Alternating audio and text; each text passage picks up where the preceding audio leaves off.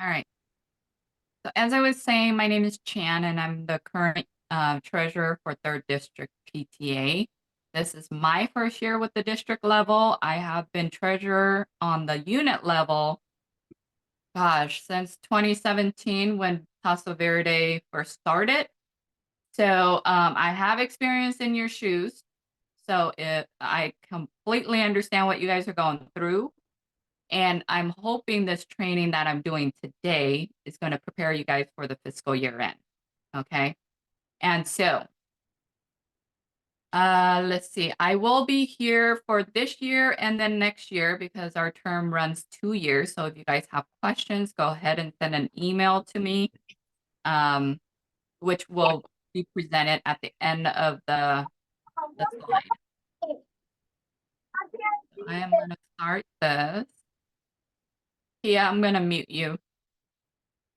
Oh, there you go. All right, so I'm going to start the slideshow. Okay. I just put this together today because even though there was slides from previous sessions before that I could use, but I thought because I've been in your shoes, I know what you guys are thinking, and you guys are probably scared out of your wits of what to do for year end. So I want to help you guys navigate through this. So the agenda today is be year end ready, okay, record keeping, talk about the transaction cycle, and then also talk about the treasurer's report. Hopefully you guys been presenting that at your meetings this year. The timeline, and then the end of the year checklist. Keep in mind this checklist I created based on my years of experience. And so you guys, I think most of you guys are all new, so you guys probably don't know what that is. So this checklist will come in handy for you. So first slide. Are you guys year end ready? It's around the corner. And so these are the questions that you need to ask yourself. Are all your entries entered? Are the accounts reconciled? Are there reports detailing the ins and outs of a program or a fundraiser? I know you guys probably got asked a lot of questions during your meetings, like how much you guys made or how much you guys spent on programs and whatnot. So hopefully you guys have reports for those. Will the records be ready for annual financial review? What that is somebody who's the financial reviewer going to be kind of doing like a review of your financial statements for the year and then submit it to Third District to make sure that everything was done correctly. Are there backups like approved budget, association approvals, proposals, payment requests, and transaction receipts? Hopefully you guys kept immaculate records because those are necessary. Did the association follow the 3-to-1 rule for fundraisers? And it's hyperlinked, which is going to take you directly to the CAPTA's website, the toolkit. I hope you guys have access to that as well or been, referencing that. And then is there a procedure book to pass on to the successor? Because I know you guys are like, trying to close out the year, but then you guys have a newly elected treasurer. If you guys are elected for the following year, maybe you guys will be able to have the chance to produce a procedure book to pass down to the next one. So these are the questions that you need to ask yourself to help you guys determine if you guys are year end ready. Okay. So for record keeping, the transaction cycle is basically, in the beginning of the year, you guys had a budget approval. And so this is the one that meets the membership approved activity. Okay, this is the annual spending that is approved by the association. Everybody should be able to, should have an approved budget in order to be spending money throughout this year. The proposals, request to spend according to the budget and approved by the association. Okay, this part meets the funds released by membership. So you guys would bring proposal to the meeting, kind of describe what you guys want to spend the money for, and then the association has to approve this. This all has to be on the minutes in order for you to have your record keeping up to date. Once that proposal has been approved and you guys start spending reimbursement, okay, so there should be a reimbursement form out in the toolkit of CAPTA's website, or you could create one on your own, but still have similar information that is on the form that CAPTA has. Of course, you need the receipts or invoices in order to reimburse these expenditures. And then the checks are signed by 2 authorized signers that are on the account. I'm not sure if you guys were ever told if the reimbursement is to yourself and you're one of the authorized signers, you should have 2 additional, you should have an extra signer on the account so that those 2 can sign on your check that you're getting reimbursed, because you can't sign on your own reimbursed check. Hopefully you guys know that. Accounting records. The transaction is reflected in the accounting software. I'm not sure what software you guys are using. Check images. I would highly recommend you guys download your check images from the bank and then download your bank statements as well. I'm hearing somebody might have a question. So for them to be reimbursed, we write them a check from our account? From the Yeah, that's how we reimburse them? Correct. Okay, thank you.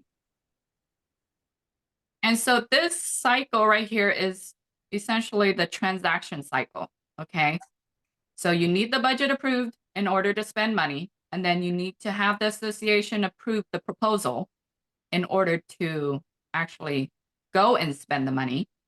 And then when the money is spent, then they come back and ask for reimbursement. From there, it gets entered into the accounting system so that you can account for it and produce a report to present at the meetings. Okay. Any questions on this right here? If not, I'm gonna keep moving. And then I'll take questions at the end as well. So when I'm talking about the report, it's called the treasurer's report that you present at board meetings, at the association meetings. And what I produce in these meetings is the statement of financial position. If you use QuickBooks, that's what they call it now. Statement of financial position, or what you guys probably know it as a balance sheet if you're an accounting major. Statement of activities is basically an income statement or a profit and loss statement. Then there is program and fundraiser reports. These ones are ad hoc, so you kind of have to create these in QuickBooks. But if you're savvy in Excel or you just want to put a quick report, you can use Excel to do this as well. There is also a report called the budget versus actuals, because you want to always maintain what you guys are actually spending against what you guys approved on the budget. Keep in mind that the budget can be amended. Of course, you have to get 2/3 of a vote on the amended budget approved by the association in order to take effect. So the reminders that I put on the side here is that the accounts, they need to be reconciled in order for you to make, to kind of make sure that all the transactions are entered. All disbursements for the period are ratified by the association and documented in the minutes. So you want to make sure that the association is aware of these transactions, of the amount that you guys spent and what for. So that way that it can be ratified in the meeting and put it in the minutes. This is kind of like your backup to be kept in the organization to maintain the nonprofit or exempt status. Okay. Checks are signed by 2 signers on the account. So they have to be authorized signers on the account in order to sign the check. There was a question in the chat about how formal a proposal. I'm guessing that that has to do with proposal for an expenditure. Yeah, So the proposal, I created it at the unit level, so it's just an Excel spreadsheet. Well, we use Google Suite or the Google Workplace. And so we just use the Google Sheet to create one. And then it's put out there for the everybody to. So you can create one yourself. There's no formal proposal, but at least that will keep it, like a process within the process to kind of keep yourself sane. Because if it's just approved at a meeting, and if you don't have the minutes, you won't know what was approved and how much was approved. The proposal will kind of jot down the main like items, like the amount, what it was for, and then when it was approved and when it was presented to the association. I see Karen has a question. Yes, I do. So I know you're doing these on Excel. Do we have any samples of the statement of financial and then the statement of activities and then the program fundraiser report? Yes, I can show a sample of what I do for the 3rd District PTA after this. And then that way you can see an example. It was presented, well, let me go pull it up right now. It was presented at the association meeting that happened on, was it Wednesday? Tom? I think our association meeting was on Wednesday. Yes, it was on Wednesday, 17th.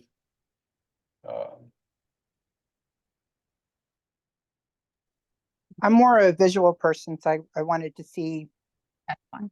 samples. Is there something on the 3rd District site, like a tool that we could use, or? Well, the thing about financials being on the website is not allowed. Okay, it's only available to members to review. So keep that in mind as well. Don't post it out on your website.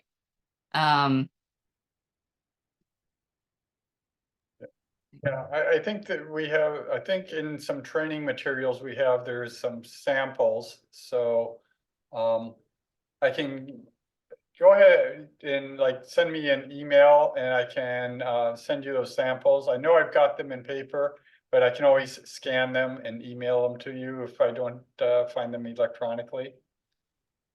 Okay, thanks, Tom. Sure. This is a sample of a statement of activity. Okay. This is the income statement that you probably are known as, and the profit and loss. And then the statement of financial position is your asset, liabilities, and equity. And so this is what I present via QuickBooks. And so can you guys see the screen or no? It's a little small, but I can see it. Oh, okay. All right. So that is the sample of what that looks like. Does that help, Karen?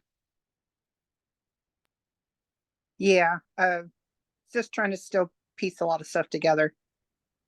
Okay. All the lingo is foreign, so. Yeah, if you're not if you don't have the accounting background, it does seem foreign. And so I try to, speak the language that is more, in the presented in the modern world as a business lingo. So hopefully the profit and loss, the income minus expenses give you your gross profit, right? And then that's the statement of activities. And then the statement of financial position is your balance sheet, where you get to your bank accounts, anything that you owe, and then what you kept within the company. Okay, so that's the equity. Okay. Now, I had a question from Galaxy Tab A about is this year-end treasury report or monthly? I think of it as this report is given to the association at the association meetings. So for some people, might need to differentiate between what reports are given at an executive board meeting and what reports the treasurer gives at association meetings, because they're not, there's some differences there, I think. When I present my reports, the treasurer report at board meetings and association meeting, they're the same. They're just different periods. Okay. So depending on how often you guys have your meetings, executive meetings, I don't know, some have it monthly. I know my school has it monthly, and therefore the treasurer's report will reflect that. Okay. Report is I just do it by last month. And then some might do it from the period that they did from when they last had the meeting to the meeting now. I was doing that for a while, but then it was so hard to keep up because the board meeting and the association meeting has different dates. And so you have to continuously, change the dates on them. So the most easiest for me is to present the prior month's financials. So you guys can do that. And I know the CAPTA's rule book kind of says from the date of the meetings. So, any other questions before I move on? And so there was one other question about, are there recommended alternatives to QuickBooks? There, I've only used QuickBooks only because TechSoup provides a discounted QuickBooks. And then, so I've used QuickBooks for my own business as well. So that's why I'm familiar with QuickBooks. However, I think PTEZ has their own as well. I use that in the beginning stages of the unit levels PTA. I didn't quite prefer it because I do have an accounting background. So it was too basic for me. And then for the information that was being requested, such as like for the programs and the fundraiser reports, it was not able to produce that. And so with the discount, it used to be $75 on TechSoup for nonprofit organizations. Now it's going up to $80 a year compared to what some businesses pay $80 a month. So if you guys want to get that discount, you can reach out to Tom to get you guys set up on TechSoup and get that all situated. However, there is like Wave accounting, but it's not as robust as QuickBooks to use for the programs and fundraiser reports. There is also Zoho One. They're also on TechSoup now. I also use that for some of my clients as well. So it all depends. You're just going to have to try it. But QuickBooks is the one that I use. Karen, did you have another question? You still have your hand up. Nope, I'm good. Sorry. Somebody in the chat, because maybe not everybody can see the chat, but somebody in the chat mentioned that the like MoneyMinder, and I've seen people reference MoneyMinder on social media and some of the social media groups for PTAs too. I have heard about it, but I haven't used it. Is there a penalty if we make mistakes on the treasure accounts? Like, will they shut down our PTA? Will they bring someone in to help us fix it? What happens if it's messed up or there's mistakes? If there's just like mistakes of how to code certain items, then we can fix that. I can step in and help you with that. However, if there's, something identified as embezzlement in there, then that can possibly, shut down the PTA. I mean, Tom, you can correct me if I'm wrong, but embezzlement is one of the big no-nos. So if that is, found in your record, then yeah, it'll get, I don't know what the process is in Yeah, that. Yeah, if there's, well, if, for example, if things are stolen or if there's embezzlement, then usually what happens is that's one reason that every PTA is covered by insurance.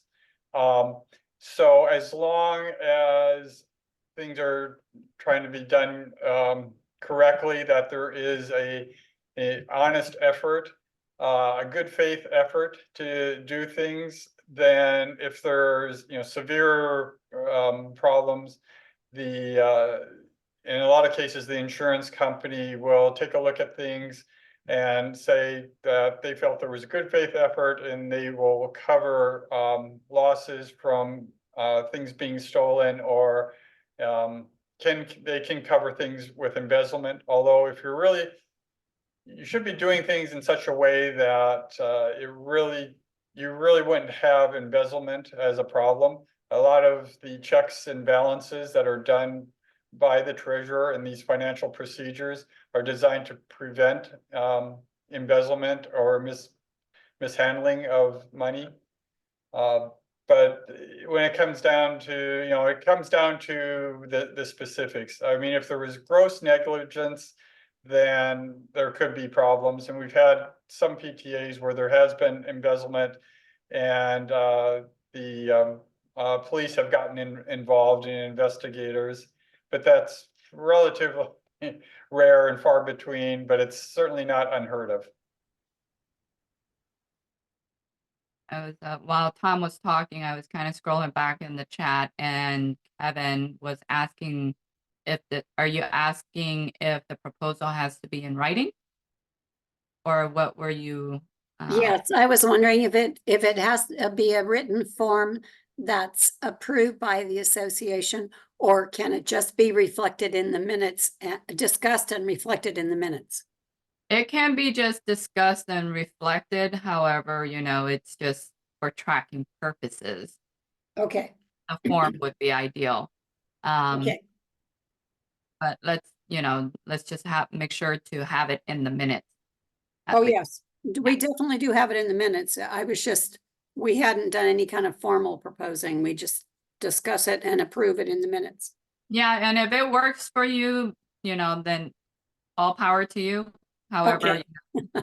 then when you start getting big and start doing a lot of things, it's going to be hard to track. So you're Sure. probably going to track it by Excel anyway, or a worksheet, Yes. or spreadsheet. Yes, we do. yeah. We have Excel spreadsheet. That's fine too. Okay, great, thanks. You're welcome. Okay. Let's see. Timeline. Currently, we're in April. You guys should have done an election to vote for your new board members for the new year. You guys probably know who the newly elected treasurer is, right? Hopefully, maybe it's still you guys. I don't know. You guys are brave enough to stay on. That's great. Excellent. I mean, it's very hard to find a treasurer in these PTAs, let me tell you. And then a reminder to submit all your memberships that were collected via cash or checks to the third district. The remittance form can be found on our website. So make sure you go to the form section to fill that out and send your payment in for the memberships. And then in May, these are all my recommendations, okay?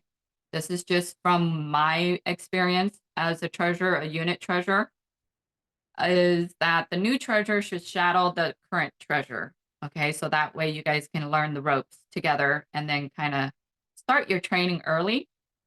And again, the reconciliation of the accounts, finalize the program and fundraiser reports. These are all repetitive here because you do that for every month, okay? And then Are we allowed to go to other schools and shadow a different treasurer? yeah, you can do that. You can inquire with them and see if they will do that with you. Okay. However, shadowing you can get is best. That way you can learn like what other units are doing as well. And then there is the new officer roster that needs to be submitted to the new officer roster, and the historian report should be submitted to their district in that month. So in June, of course, the current treasurer has to finish out the year. So June is your June 30th. I'm sure the current ones are looking forward to that if they're not coming back the following year. Make sure you reconcile the accounts, finalize all the reports, submit the, all the manual memberships to their district. And then the current treasurer will close out the fiscal year filing. Okay. In July, there is this is where the current and the new board members should schedule a meeting to hand over the reign. And then to kind of do some, while handing off, also do training to kind of give them the updates of what to do for the new board. And then the new board members should schedule a meeting to discuss plans for the new year. They should start talking about how to build their budget out. That way the budget will be ready for the new year for the, the first association meeting to be presented and get approved so that you guys can start spending money for the new year. Because if that budget is not approved, you guys can't spend any money at all. So make sure whatever events, if you have an event that's coming up when the school first starts, get that approved. Get that budget set and approved through the association so you guys can spend money. Let's see. There shouldn't be any memberships being collected by cash unless you guys do. Should be on summer break. But I highly recommend you guys promote your totem. So that way it's collected and paid for electronically and submitted electronically. And you guys don't have to do this manual process. July is also, you guys should be finalizing your fiscal year 23-24 numbers, and then have available to your financial reviewer to do the annual review. Okay. And then in August to November, you want to present. I don't know when you guys school will start, but I'm from the Thomas Unified School District, and so the school starts in August. So typically we try to present the budget to the association for approval, okay? And then again, reconcile the accounts, finalize any reports. And then if you guys collected any manual memberships, submit that to third district. There is a calendar on our third district's website of when when we recommend you to submit your manual memberships. So I think it's due by the 15th of every month. So try to get that in every month that you guys have those collections. September, again, reconcile the accounts, finalize your reports, submit your memberships. You can kind of see the theme of what you need to do every month. New and returning board members to attend workshops. You see, I have Excel in my mind. Workshops provided by the third district, because that's when we do the district-wide trainings for president, vice president, memberships, secretary, treasurer. So those are all workshops that we put on in the beginning of or during September. So make sure you guys keep an eye out on our website of when those are going to be planned for the next year. Is that the same presentations that we're doing now? Right now, I'm not presenting the same stuff that was presented back then. I'm preparing you guys for the year end right now. And so the one in the beginning will be talking about like how you guys should be setting up and all the regulations of how to keep your records. So those ones go into detail. And if you want to, the training videos are out there on the website. And so you can watch it just to kind of familiarize with what the treasurer duties are for the beginning of the year. Okay. So I'm trying to make it, because I do still have another term for the year, another year in the term. So I'm planning, that's how I'm planning to do the training schedule. Is that now is the year end, preparing you guys for the year end. And then September is going to be preparing you for the year, the new school year. And then in October, right here in October, there will be a tax preparation workshop that is going to be put on. All right. That will kind of train you on how to prepare the federal, the state tax returns, and then file your attorney general's reports in order to maintain your charity status and your non-exempt status. Okay. And then all those reports are due in November, by November 15th. And keep in mind, this is for the current year. If you're treasurer for 23-24, you have to do this part in November, not the new treasurer, the previous treasurer for that year. Does that make sense? Any questions? Go ahead, Kia. What if our treasurer is not available? Like if they left the school or they're just not. If they left, Exactly. Yes, thank you for asking. then the new treasurer will have to take that on with the assistance from me. And we also have a tax filing person that can help as well. And then we also have CAPTA to help in that regards too.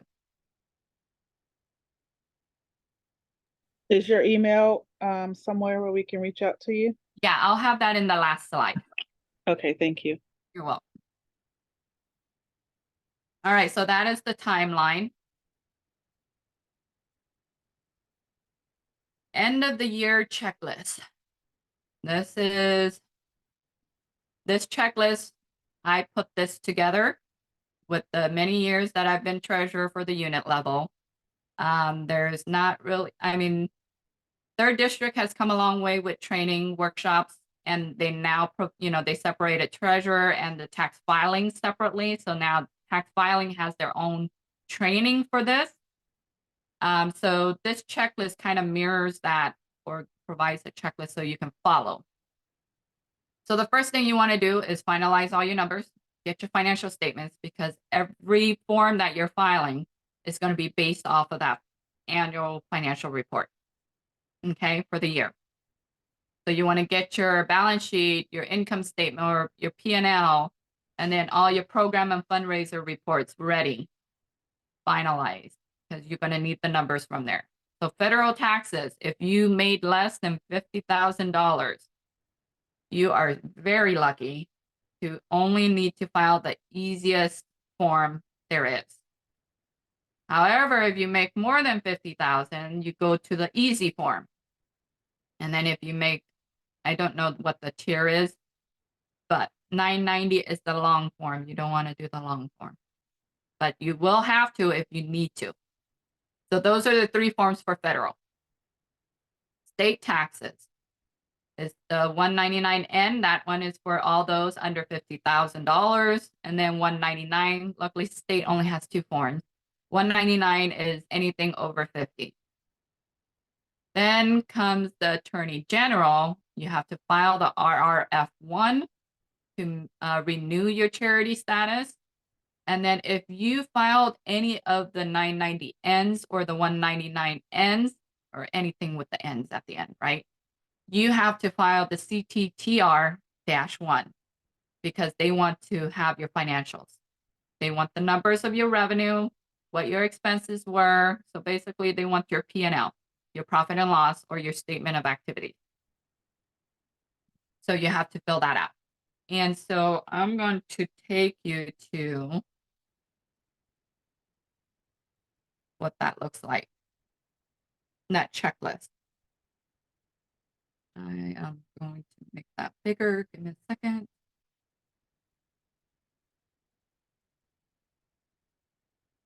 So this checklist, I have annual financial statements. I put the QuickBooks if you're using QuickBooks, but you can put your own accounting, whatever you guys use in there, and then download your balance sheet and profit and loss statements. Then federal taxes. You can file the 990 ends on your own, and so this is the website to go do that. If you need to go file the EZs or the 990s long forms, those you will need to download the form and do it manually, or you go to a tax person to do this electronically. Hand them your financial statements and they can file your tax return for you. And of course, that is going to come with the cost, so that you would have to budget that into your budget so that it can get approved so you can spend that money. Okay. And then the state taxes, I have the Franchise Tax Board's website. So these are the forms here. This kind of tells you what to file based on the amount that you brought in for your nonprofit.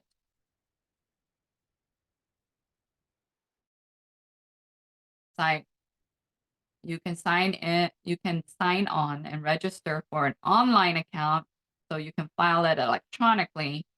I don't know if you guys are still doing it paper.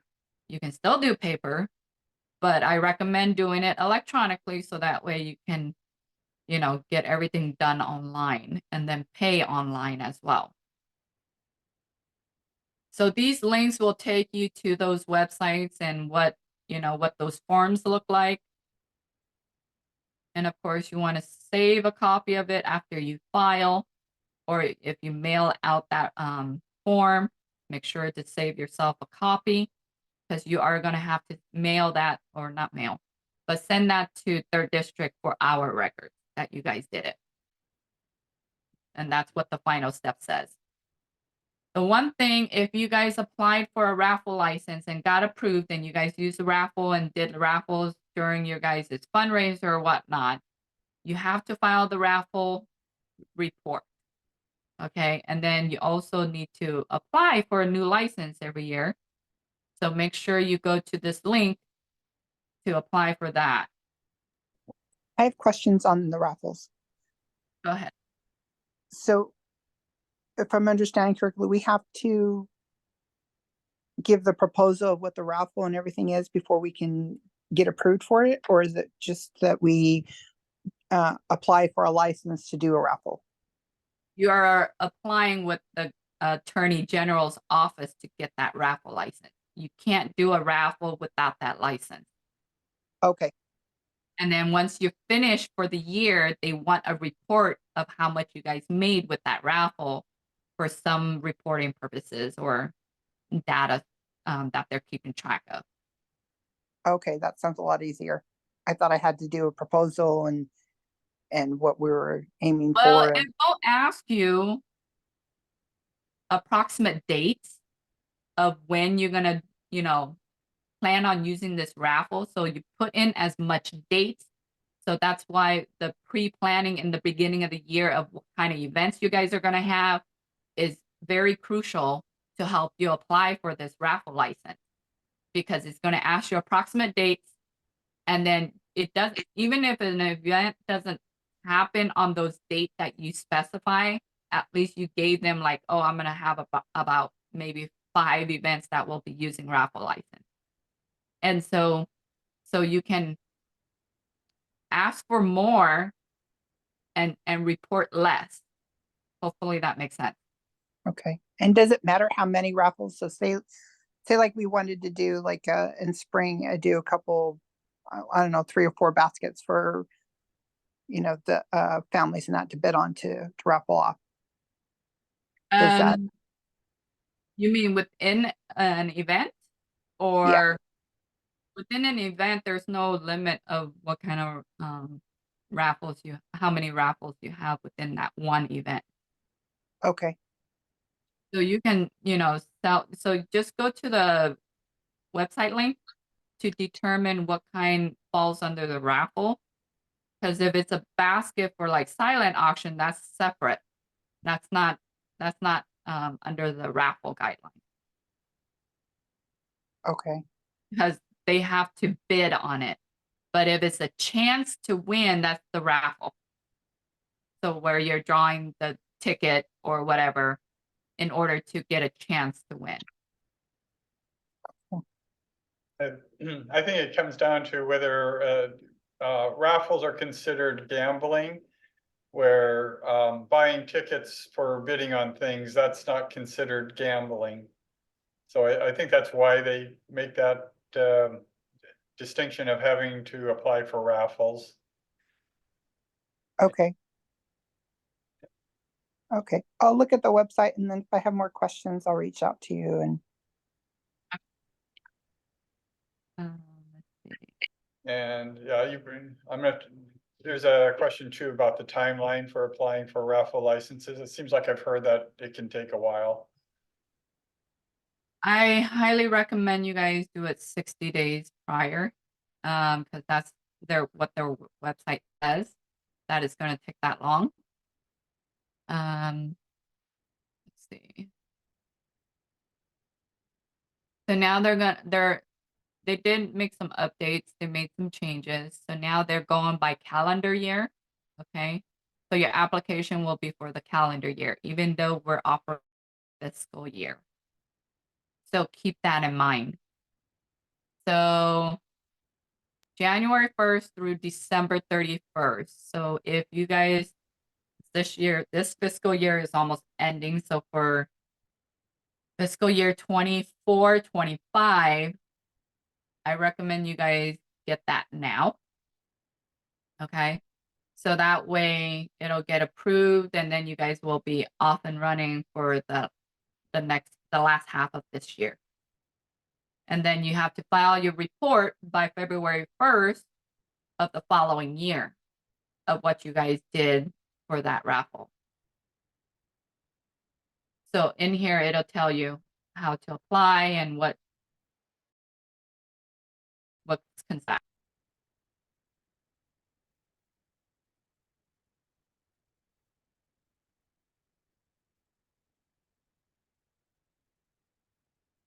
Well, that's the end of my presentation. And then here is my contact information if you guys have any questions. And then, of course, our website link. So that way it'll take you guys to our website with all the forms, our training. This recorded training is going to be on there, not immediately, but it will get there. I'm not sure. Tom, you can give me an ETA.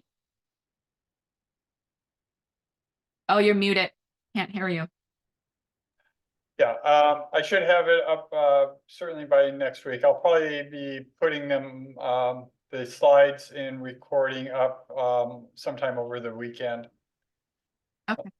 And there is one more question from the question is, did I understand correctly that silent auction isn't related to raffle? That is correct because you have to bid on it. So it's not a chance. So you get to see everybody's, bidding on that item. So you don't have to have a license that one? No.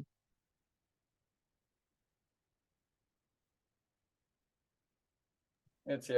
I didn't hear that. It sounded a little garbled. Can you repeat that question again? Well, she wanted to know if a license is required for silent auction items. And I said no. Okay. So that kind of concludes the training for today. I hope it kind of sets you guys up for year end. Do you guys have any questions for me?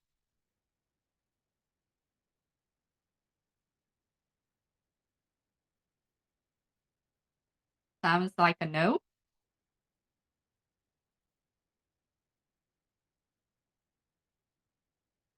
I'm glad it was helpful. Thanks, Jan.